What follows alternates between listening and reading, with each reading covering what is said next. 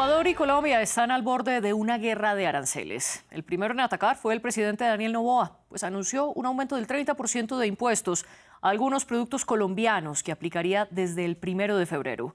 El gobierno de Gustavo Petro respondió con otro 30% de aranceles y con la suspensión de la exportación energética al país vecino. Un duro golpe para los ecuatorianos, pues cerca del 9% de su suministro depende de la energía de Colombia. En respuesta, Quito subió en más de 900% la tarifa que cobra por transportar crudo colombiano a través del sistema oleoducto transecuatoriano, la principal infraestructura que Ecuador tiene para mover su petróleo y que Colombia usa para poder exportar su hidrocarburo. Noboa alega que las medidas son porque la administración colombiana no hace lo suficiente para combatir el narcotráfico. Y Petro responde que estas medidas son desproporcionadas y que atentan contra la cooperación bilateral.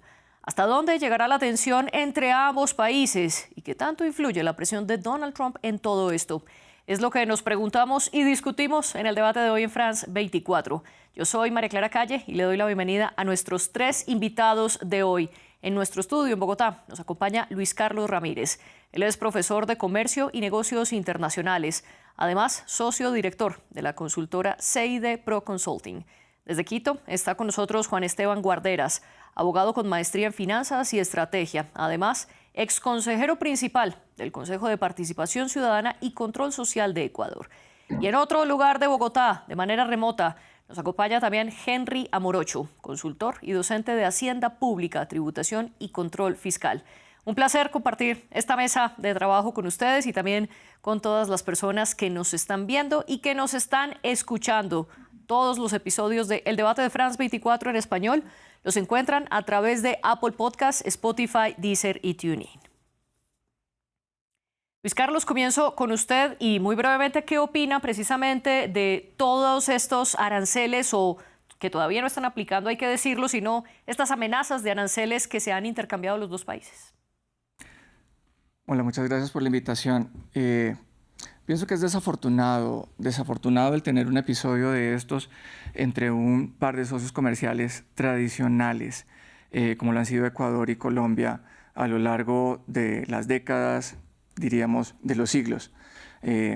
Entonces, de entrada, la mejor solución posible es pensar en desescalar este conflicto, es la vía del diálogo, es la vía cooperativa. El ambiente está bastante caldeado. Vemos lo que pasa en el norte global con Estados Unidos y sus otros socios comerciales. Sabemos, sí, de las afinidades que pueden haber entre el gobierno ecuatoriano y la línea, digamos, el estilo del gobierno estadounidense, pero existe una institucionalidad y el marco de integración andina se creó hace más de 50 años con la idea justamente de que el comercio pudiera funcionar basado en reglas. Y más adelante vamos a analizar precisamente qué va a ocurrir con esta integración andina, concretamente con la CAN. Pero antes, Juan Esteban, quiero preguntarle su postura y también si usted considera que hay causas suficientes y justificables para amenazar con estos aranceles tanto del lado de Colombia como del lado de Ecuador. Bueno, saludos a los panelistas, es un gusto estar con ustedes. Mire, yo quisiera simplemente transmitir a su público dos puntos esenciales. El Ecuador y Perú son pueblos hermanos. Hay unos vínculos de fraternidad muy profundos que unen tanto ecuatorianos como colombianos. Entonces, las tensiones de las que estamos ahorita hablando son meramente gubernamentales. No obstante, son tendencias radicalmente opuestas. El gobierno actual ecuatoriano estuvo activamente apoyando el fin del gobierno de Maduro y se ha alineado con Trump para justamente desmantelar o atacar los gobiernos populistas en América Latina. Petro ha asumido una posición contraria y sí existe una presión generada por la falta de fiscalización en Colombia del crecimiento de plantaciones de cocaína. Tomemos en cuenta que el reporte último de la 1DC establece que hubo un aumento del 53% en la producción de cocaína en Colombia que pasa y se exporta a través de Ecuador. Entonces, efectivamente, el Ecuador con sus escasos recursos no puede hacer frente solo al fenómeno enorme que es el narcotráfico. Necesitamos cooperación del gobierno de Colombia Y si es que en este momento el gobierno de Colombia no apoya al gobierno del Ecuador en ese tipo de iniciativas fundamentales, de cierta manera sí es entendible que el Ecuador tome represalias gobierno a gobierno. Por supuesto, no pueblo a pueblo. Y le quiero preguntar por esta misma idea a Henry Amorocho. ¿Usted comparte lo que está planteando Juan Esteban, que hay una justificación de estas represalias, además teniendo en cuenta la cifra que él daba del aumento del 53% según la ONU, 53% de producción de cocaína del lado colombiano, y esto está afectando a los ecuatorianos? Recordemos que ha habido diferentes combates con militares ecuatorianos muertos en la frontera con Colombia al intentar atacar a estos grupos armados. ¿Esto justifica entonces los aranceles?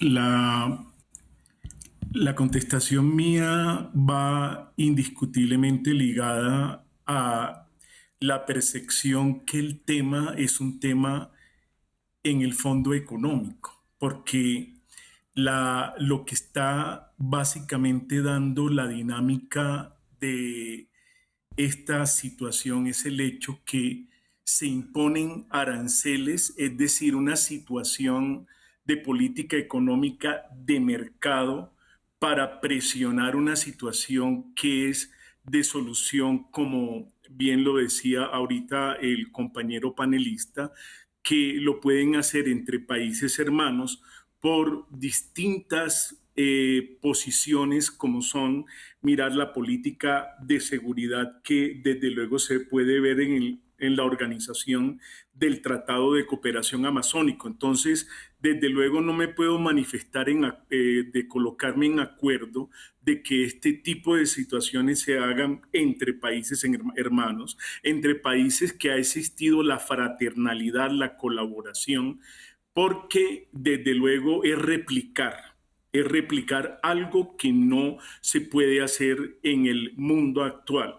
Es colocar situaciones de mercado para solucionar otras situaciones que tienen indiscutiblemente en el derecho internacional un manejo distinto que desde luego, como se lo digo, está en el campo nuestro, en la organización del Tratado de Cooperación Amazónica. Entonces, pese a que haya una manifestación de alguna excepcionalidad en el Acuerdo de Cartagena para quizás mirar esta posibilidad de que por situaciones de seguridad se pueda hacer la excepcionalidad, no creo que esa excepcionalidad se deba aplicar acá, y mucho menos básicamente seguir en la línea de estar colocando un instrumento de manejo administrativo como la colocación de un arancel para presionar situaciones de seguridad. Para eso está indiscutiblemente las líneas del caso, que ya las estamos diciendo, y desde luego son muy distintas a la del comercio, la del mercado y la economía.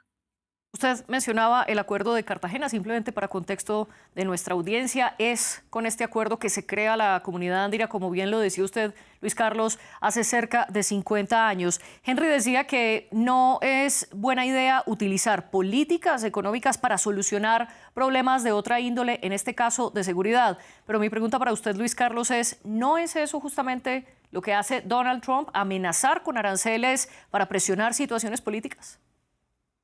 Sí, es lo que el gobierno de los Estados Unidos está haciendo por segunda vez en este segundo tiempo de la administración Trump. Y esto en el derecho internacional y en las relaciones internacionales se llama realismo jurídico. Y eso tiene una vertiente que es la del realismo jurídico ofensivo, si se quiere. Es decir, uso la fuerza por encima del derecho, y el derecho legitima lo que con mi fuerza hago. El hecho de que lo esté haciendo el poderoso de la escena global no significa necesariamente que esté bien y que sea la forma más adecuada para solucionar y para poder estabilizar o normalizar las cosas.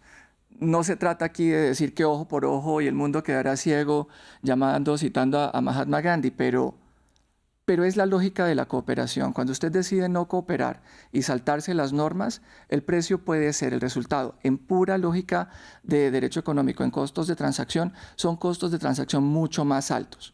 Voy a tener más pérdidas y dañar el comercio de la manera en que estamos amenazando aquí con que va a suceder, puede costar un poco más arreglarlo, puede costar un poco más retrotraer los efectos causados por las pérdidas que se den aquí en esta tensión diplomática que hay. El uso de los aranceles como forma de diplomacia, eso ya tiene hasta un nombre, es weaponization, es armamentizar de alguna manera los aranceles como forma de promover objetivos de geopolítica. Si eso está bien y es deseable, creo que las mismas cifras lo muestran dependiendo de qué esquina se vean. Colombia y Ecuador no son necesariamente Estados Unidos y la Unión Europea. Aquí hay un comercio de más de 2.000 millones de dólares que sí es mayoritariamente de superávit para Colombia, pero en el intercambio es en donde hay ganancias para ambos. Los países se están complementando y no sería bueno continuar, escalar una diferencia de estas cuando existen los mecanismos para solucionarlos. Si el presidente del Ecuador considera que la seguridad del Ecuador está en riesgo, magnífico. El Acuerdo de Cartagena tiene unas herramientas similares a las que existen en el GATT del 47 del sistema multilateral de la OMC. Rusia y Ucrania hace unos 5 años utilizaron por primera vez en más de 50 años de creada la organización, más de 70 años, perdón, un panel un grupo especial del órgano de solución de diferencias se pronunció sobre el uso de las excepciones de seguridad del artículo 21 del GATT. Mutatis mutandis están incluidas aquí en el Acuerdo de Cartagena, en el artículo 73 del capítulo 6 del cronograma de liberación. Sería interesante dar con altura ese debate con la civilidad que eso requiere por parte del presidente del Ecuador o más bien, del gobierno ecuatoriano y del gobierno colombiano. ¿Y usted, Juan Esteban, considera que esta discusión se debe llevar a los organismos competentes, sea la Comunidad Andina, sea la Organización Mundial del Comercio, y hasta qué punto Ecuador puede perder en esta guerra de aranceles? Y se lo pregunto por lo que mencionaba Luis Carlos, el déficit comercial de Ecuador frente a Colombia es de cerca de $1.000 millones cada año, es decir, Ecuador exporta a Colombia alrededor de $800 millones, mientras que Colombia exporta a Ecuador alrededor de $1.700 millones. En esta balanza, ¿termina perdiendo Ecuador si impone aranceles o es una manera de ganar terreno? Bueno, hay que tomar en consideración 3 elementos. Primero, respecto al OMC, mire, el Ecuador es el país que más casos ha ganado respecto al banano ecuatoriano en la OMC. Sin embargo, la OMC, las sanciones que impuso la OMC, que facilitó, nunca fueron implementadas por la Unión Europea. Entonces, de hecho, el Ecuador tiene bastante desconfianza sobre ese tipo de mecanismos. Ahora bien, considere lo siguiente, para su público. El Ecuador se encuentra en una situación bastante particular. Los 2 mayores productores de cocaína del mundo son Perú y Colombia. El Ecuador es el puerto de salida, es el lugar de tránsito, ¿vale? Mientras más producen Colombia y Perú, más presiones hay sobre Ecuador para que evacúe esa cantidad de cocaína. Para que su público tenga una idea, el PIB del Ecuador es de alrededor de 120.000 millones y la cantidad de droga que pasa anualmente por el territorio ecuatoriano está alrededor de los 40.000 millones, es decir, 1/3 del PIB del Ecuador es el valor de drogas que transitan. Entonces, tomando en cuenta la cantidad reducida de recursos políticos, jurídicos, económicos que tiene el gobierno ecuatoriano para hacer frente a esta macabra situación, yo como ecuatoriano, como analista, como ex político que soy, considero que todas las herramientas deben estar a disposición para poder solicitar ante la comunidad internacional y nuestros países cercanos la cooperación que necesitamos. Y yo entiendo y aprecio mucho la posición de Luis. Efectivamente, yo considero que un aumento de aranceles no puede ser utilizadas como una medida de presión ab inicio, pero en este caso el Ecuador no inició con esas medidas, sino que es una respuesta ante un aumento de producción en nuestros vecinos que no ha sido contenida y que nosotros también estamos pagando los platos rotos. No quiero con esto decir que no hayan consecuencias gravísimas de esto, tanto en Perú como en Colombia, pero la exacerbación de la crisis de seguridad que está ahorita atravesando el Ecuador se deben indudablemente al aumento de producción de cocaína que hay tanto en Colombia como en Perú, y nosotros tenemos que actuar de alguna manera. Actuamos en respuesta subiendo las tarifas, y mire, con esto termino. Gracias a eso, ahorita en un espacio tan importante como France 24, estamos teniendo esta conversación. Si el Ecuador no hubiera puesto en marcha mecanismos tan importantes, posiblemente no estuviera ante la atención internacional esta crisis que estamos viviendo tanto Perú como Colombia como Ecuador. Y ese que usted menciona es justamente uno de los argumentos centrales. Usted bien lo explica, Juan Esteban. Ecuador no siembra hoja de coca. Son los países vecinos, Colombia, Perú y también Bolivia, los que siembran hoja de coca, y es allí donde se produce la base, la pasta, para luego producirla en cocaína. Y es Ecuador uno de los países que han sido utilizados por los grupos ilegales para sacar esa droga de manera ilegal. Y en este contexto, el Ministerio del Interior ecuatoriano afirmó que en 2025 los homicidios en su país aumentaron cerca de un 30% respecto al año anterior, en gran parte precisamente por esas batallas entre los grupos narcotraficantes. Henry, ¿es esta entonces una razón suficiente? Y como decía Juan Esteban, quizás los aranceles no son la única medida, pero ya se han tomado otras decisiones para intentar combatir el narcotráfico y no se ha logrado hacer. ¿Cómo proteger entonces a Ecuador de los grupos narcotraficantes y la ola de violencia si no es con aranceles? A mí me parece que a la temática de Estado hay que colocarle un orden. Una cosa es la economía legal y otra cosa es la economía ilegal. Son dos cosas distintas. Y uno le coloca aranceles a bienes de la economía legal, la que se mide en cuentas nacionales. Aquí los otros cálculos son cálculos que indiscutiblemente son de economía subnormal, que no son formales. Entonces, yo pienso que las cosas hay que tratarlas en su orden.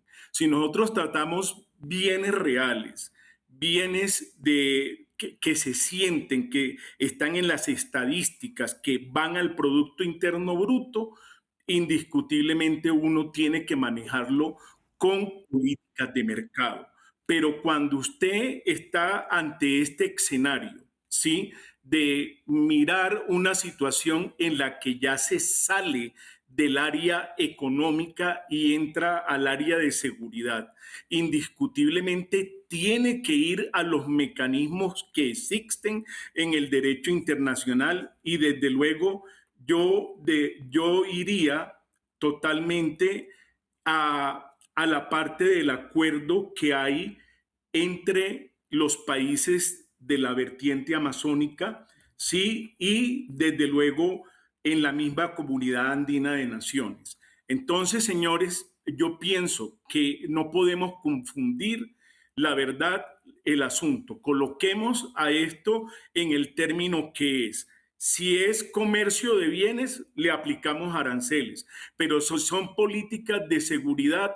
No volvamos esto una réplica de algo que puede indiscutiblemente ir acabando el contexto del multilateralismo, que comenzó desde luego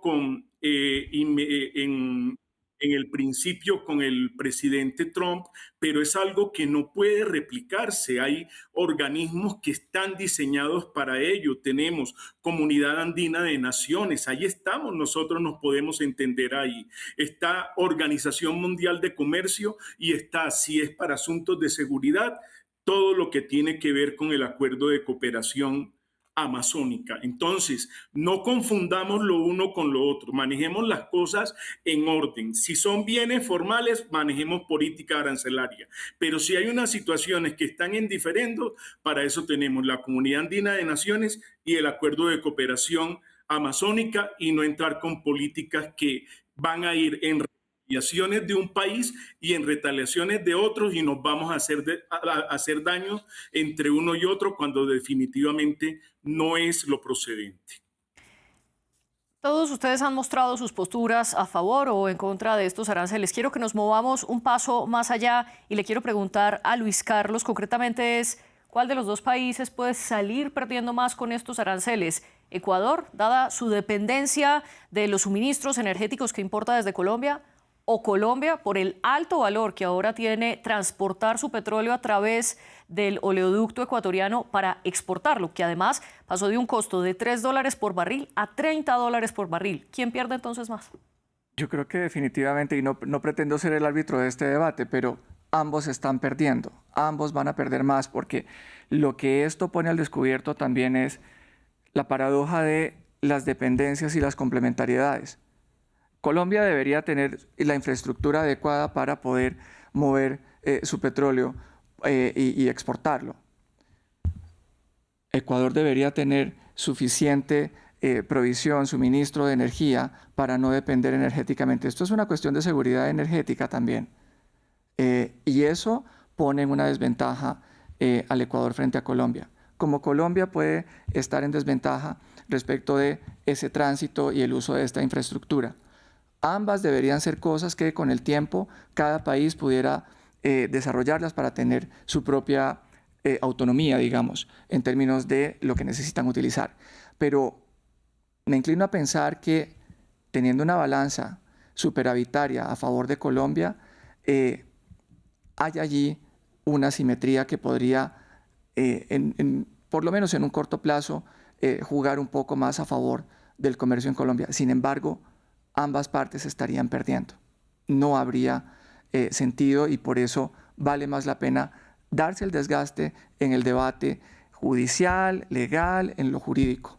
De repente la delegación del Ecuador puede efectivamente demostrar que una medida de estas sí que sirve, sí que es necesaria para la seguridad esencial. Es un reglamento de seguridad y podría aplicarse la medida y mantenerse durante un tiempo para conjurar la situación.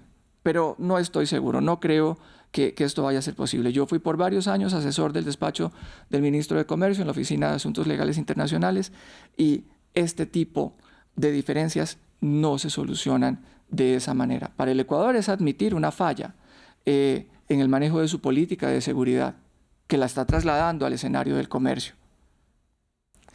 Es humilde reconocerlo, pero también es necesario y es más humilde venir y buscar solucionarlo por las vías creadas, porque de lo contrario esto será la ley de la selva también aquí en Latinoamérica y no podemos darnos ese lujo. Usted dice ambos pierden y no hay que aplicar la ley de la selva. Juan Esteban, ¿qué opina usted? Bueno, quisiera primero reaccionar a un comentario que me pareció muy interesante para analizar del panelista Morocho. Muy interesante. Ahora, efectivamente, nosotros no podemos poner tarifas a la cocaína que entra al Ecuador porque no entra por canales oficiales. Estoy seguro que si nuestro gobierno hubiera podido poner tarifas a la cocaína que entra, no sería de un porcentaje, sería total, ¿no? Entonces, justamente ante la imposibilidad de detener ese influjo de droga, nos vemos forzados a encontrar otros mecanismos. Ahora bien, estoy totalmente de acuerdo con las palabras de Luis. Efectivamente, los dos países pierden mucho. Ahora, aquí viene lo esencial. El Ecuador depende de Colombia más que Colombia de Ecuador. ¿En qué medida? Mire, efectivamente, el déficit estaría a priori a favor del Ecuador. El problema es que la economía ecuatoriana es mucho más pequeña que la colombiana. Entonces, ante la comunidad internacional, ante su público, ante usted, lo que yo les diría es, fíjense cómo el Ecuador, cuál será el nivel de crisis del Ecuador para que esté dispuesto a dispararse un poco en su propio pie, con tal de empujar un poco el tablero y mover, aunque sea de una manera inusualmente agresiva, las condiciones de diálogo que hay con nuestros países vecinos, porque realmente estamos en una situación desesperada, realmente no han funcionado los mecanismos anteriores, realmente no podemos nosotros seguir utilizando vías demasiado lentas, demasiado engorrosas para combatir una crisis de inseguridad que nos golpea a nosotros a diario.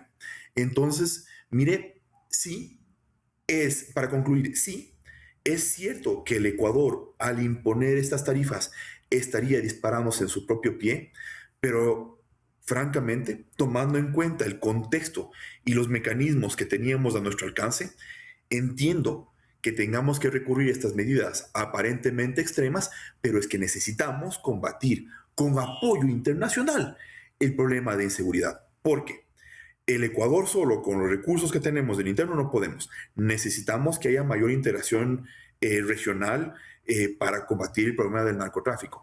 Y si es que esto significa poner presión sobre los gobiernos de los países vecinos, pues no necesariamente es malo. Si esto favorece que haya un mejor diálogo con el gobierno de ese país hermano al que queremos tanto, que es Colombia, pues bienvenido sea. Pero le pregunto, Juan Esteban, ¿no es precisamente esta amenaza de aranceles una manera de romper esa integración regional que usted dice que se necesita? ¿Y cómo interpretar la decisión del gobierno de Noboa, teniendo en cuenta que en 2024, cuando Ecuador pasó por una crisis hídrica debido a que los tiempos secos secaron sus hidroeléctricas y Colombia aumentó considerablemente sus exportaciones energéticas hacia Ecuador, al punto que las importaciones energéticas de Ecuador desde Colombia llegaron a los cerca de 230 millones? Esto es el triple de lo que importó de energía de Colombia en 2025. ¿No es entonces por lo menos una desavenencia, un desagradecimiento por parte de Ecuador después de que Colombia los ayudó en la crisis hídrica, ahora responder con aranceles? Mire, el problema, efectivamente, yo no veo, o sea, efectivamente se podría decir que esto rompe una cooperación que nos es necesaria, pero es que el status quo de cooperación ahorita no nos es suficiente. Eso es lo esencial. Ahorita el Ecuador no puede estar conforme con la situación de cooperación que hay, porque esa situación de cooperación que hay está permitiendo que haya un influjo de cocaína que viene hacia mi país para que transite luego hacia Europa y Estados Unidos, que nos es imposible de controlar. Necesitamos mejorar la cooperación internacional con nuestros vecinos. Entonces, el Ecuador sí tiene que implementar mecanismos para empujar a que haya más cooperación, porque el status quo actual de esa cooperación no nos es suficiente. Y yo no le siento como un tema de agradecimiento o desagradecimiento, porque al mismo tiempo nosotros hemos intentado cooperar con Colombia en la mayor medida que nos es posible. Incluso cuando yo estuve en un cargo de elección popular, fue el primer gobierno al que yo me dirigí porque somos países hermanos. Ahora bien, si es que ese status quo de cooperación internacional no nos funciona y nuestras solicitudes de diálogo, de cooperación entre las Fuerzas Armadas no nos es suficiente, ¿qué hacemos? Tenemos que buscar patear un poco el tablero. Le quiero preguntar a Henry por este punto. Juan Esteban defiende que el status quo de la cooperación es insuficiente y se hace necesario en ese contexto mover la balanza. Y lo cierto es que a Donald Trump ya le ha funcionado en otros países. ¿Por qué no lo puede hacer entonces Noboa?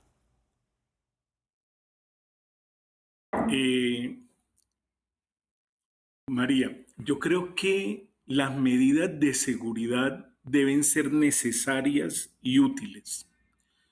En mi concepto, la medida de colocar aranceles, como se lo dije, por ser un tema esencialmente económico y que creo yo que más que favorecer, entorpece la cooperación, creo que no sea una medida necesaria, porque hay vías legales. Y reitero eso porque ya lo dije en mis anteriores intervenciones. Y tiene más posibilidades que indiscutiblemente violentar los las actuales normatividades vigentes para nuestras relaciones internacionales, como es incluso la del mismo caso de la Comunidad Andina de Naciones, el acuerdo de la Comunidad Andina de Naciones. Esto posiblemente está violentando el acuerdo de Cartagena. Y además, la medida es inútil en mi sentido, porque lo que genera la medida es falta de cooperación, lo que termina por agravar la situación de seguridad, porque cuando no hay cooperación entre países, lo aprovechan los subnormales. Claro que sí, donde cunde la confusión, ahí se mete indiscutiblemente el factor subnormal. Entonces nosotros no podemos dar esa posibilidad. Debemos mejorar la cooperación, sí, por las vías legales con las que contamos y no acudir a medidas en que definitivamente no estamos en comparación con un país que es el primero en una economía en el mundo, que está imponiendo situaciones posiblemente de fuerza, pero que en el caso nuestro no, porque nosotros lo que somos y tenemos dentro de nuestro normal trasegar es indiscutiblemente una relación una relación filial, fraternal entre pueblos. Entonces volvamos ahí, volvamos a los cauces legales y no acudamos a situaciones que violentan exactamente el ordenamiento legal vigente en materia internacional. Yo creo que esto, antes que mejorar la medida arancelaria, lo que indiscutiblemente está generando es dificultad, la está entorpeciendo, y este tipo de medidas erosionan el sistema internacional y la ejecución de buena fe de los tratados. Yo concluiría de esa manera, María. Quiero retomar la última idea que usted mencionó, Henry, para preguntarle a Luis Carlos. ¿No está ese sistema internacional ya erosionado mucho antes de las decisiones de Noboa? Efectivamente. El primer ministro de Canadá en la reunión de Davos hace unos días firmó la sentencia de muerte del sistema multilateral y, si se quiere, del orden jurídico internacional que conocemos después de la Segunda Guerra Mundial.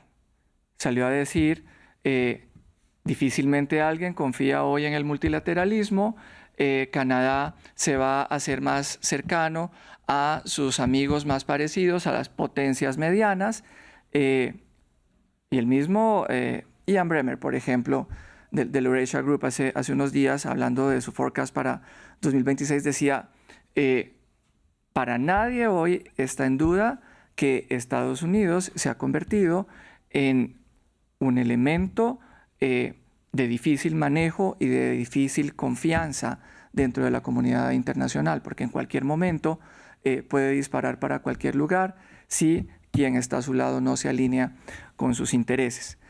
El caso del Ecuador y de Colombia en el hemisferio americano, para no llamarle Latinoamérica, sino desde la Patagonia hasta Alaska, es un poco diferente. Aquí tenemos a Estados Unidos en el norte, pero tenemos realidades diferentes en el resto del hemisferio. ¿A qué voy? Los tratados de comercio, como el Tratado del Acuerdo de la Comunidad Andina, que es un tratado, se crean entre los estados, se negocian entre los estados para que los empresarios hagan negocios, para que las empresas de uno y otro territorio hagan negocios y la gente gane y viva y coma y gasten y ahorren e inviertan. Ahí no hay ideología, los negocios no tienen ideología. Lamentablemente, en los foros en donde se discuten los temas de seguridad, las cuestiones, las pasiones ideológicas sí que afloran y sí que gobiernan a veces la forma en que se orientan estos medios. Pero creo que esta es precisamente una oportunidad de oro para el gobierno del Ecuador, para el presidente de Noboa como jefe de Estado, con la corona de jefe de Estado, para mostrar grandeza, liderazgo y, ¿por qué no?, crear un foro, crear un nuevo mecanismo o un mecanismo más efectivo para poder allí discutir los problemas de seguridad en la región, en este territorio, en este lado de Latinoamérica, y así poder desentrabar. Y viendo el buen ánimo, viendo el orden con el que esto esté funcionando, lograr atraer observadores y recobrar la fe en el resto de la comunidad internacional para obtener ese apoyo que Esteban justamente menciona. Porque la sensación que queda es la de no he podido hacerlo solo pidiéndole ayuda a Colombia. Y uno podría pensar, entonces, ¿qué es lo que sigue? ¿Le pido ayuda a Estados Unidos para que venga e intervenga y sigamos en la misma novela en la historia del siglo XX? Y usted precisamente explicaba que los aranceles de Donald Trump se han comportado un poco castigando a los gobiernos que no están alineados con el gobierno estadounidense en materia política. Juan Esteban, para concluir nuestro debate, muy brevemente, por favor, Rafael Correa tildó a Noboa de ser un pequeño Trump intentando imitar. ¿Esto lo hace para congraciarse con el presidente estadounidense? Y dos, también, ¿qué respuesta le merece a usted la reacción de Colombia, que también ha sido con aranceles y con la suspensión energética? Bueno, mire, para concluir, yo quisiera que su público retenga una frase que nosotros decimos mucho aquí en Ecuador y que creo que es latinoamericana: guagua que no llora no mama. Quiere decir niño que no llora no come. Mire, el Ecuador tiene unas capacidades muy limitadas de actuar y tiene que poner en marcha los pocos mecanismos que tenemos, tomando en cuenta la escasez de nuestros recursos, para llamar la atención a nuestros vecinos y decirles: oigan, por favor, necesitamos mayor cooperación internacional. Ahora bien, sí, efectivamente le ha funcionado a Trump, pero no solo. Mire, Sí. ahorita estamos en un mundo en donde las normas de derecho internacional que permitían cierto tipo de abusos estaban siendo no solo abusadas, pero además ahorita ya se están poniendo en una luz de crítica muy importante. Le doy un ejemplo muy especial. Muy brevemente, Mire, porque nos quedan 15 segundos. El Ecuador rompió la Convención de Viena cuando invadió la Embajada de México para sacar a una persona que tiene un criminal convicto. Y 65% del Ecuador apoya esa decisión. Ahorita es un recurso más que el Ecuador tiene que poner en marcha para proteger su soberanía y su seguridad.